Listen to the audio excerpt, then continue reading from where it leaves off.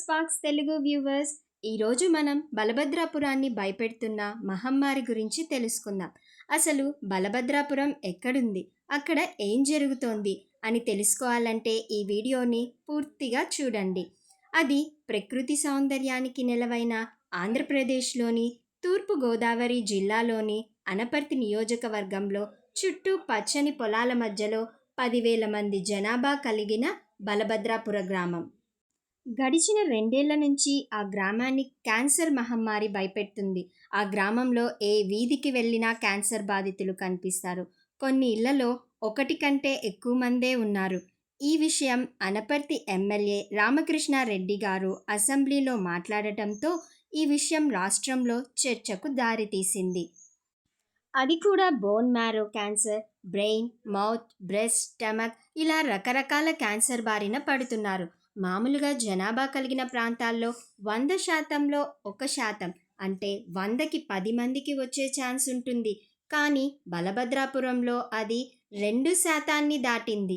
దీనితో పాటు కాలేయ వ్యాధిగ్రస్తుల సంఖ్య కూడా అక్కడ రోజు రోజుకు పెరుగుతోంది. దీనికి కారణాలు అక్కడ వైద్యుల్ని అడగగా వారు పరిశ్రమల కారణంగా కలుగుతున్న పర్యావరణ కాలుష్యం ప్రధాన కారణం కావచ్చు అంటున్నారు. అక్కడ స్థానిక ప్రజలైతే గ్రామంలో ఏర్పాటు చేసిన గ్రాసిమ్ పరిశ్రమల కారణంగా అంటున్నారు. కొన్ని ప్రైవేట్ సంస్థల నివేదిక ప్రకారం పరిశ్రమల నుండి వచ్చే రసాయనాలు, వ్యర్థాలు నీరు, గాలి, నేల ద్వారా ఆరోగ్యంపై దుష్ప్రభావాలు చూపుతాయి అని చెప్పారు. దీని గురించి వైద్య ఆరోగ్య శాఖను అడగగా ఈ గ్రామంలో 65% ఇంటింటి సర్వే చేశాము, అందులో 42 మందిని గుర్తించాము, వారిలో గడిచిన 3 నెలల్లో 3 మాత్రమే చనిపోయారని చెప్తున్నారు. కానీ అనపర్తి ఎమ్మెల్యే గారు వైద్య ఆరోగ్య శాఖ చెబుతున్న మృతుల సంఖ్య తప్పు, అది వారు ప్రైమరీ హెల్త్ కేర్ సెంటర్లకు వచ్చిన కేసుల ఆధారంగా చెబుతున్నారని అంటున్నారు. క్యాన్సర్ రోగులు పిహెచ్సిలకు ఎందుకు వస్తారు?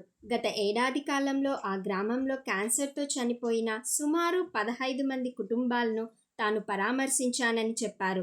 క్యాన్సర్ అని తెలియకుండానే చనిపోయిన వారు ఇంకా ఉంటారు. గ్రామంలో పెద్ద ఎత్తున క్యాన్సర్ బారిన పడుతున్న నేపథ్యంలో ప్రభుత్వం గుర్తించి తగు విధమైన చర్యలు తీసుకోవాలని ఆయన కోరారు. దీనితో పాటు జల, వాయు కాలుష్యాలపై అధ్యయనం చేయించాలని రాష్ట్ర కాలుష్య మండలి చైర్మన్ని కోరారు.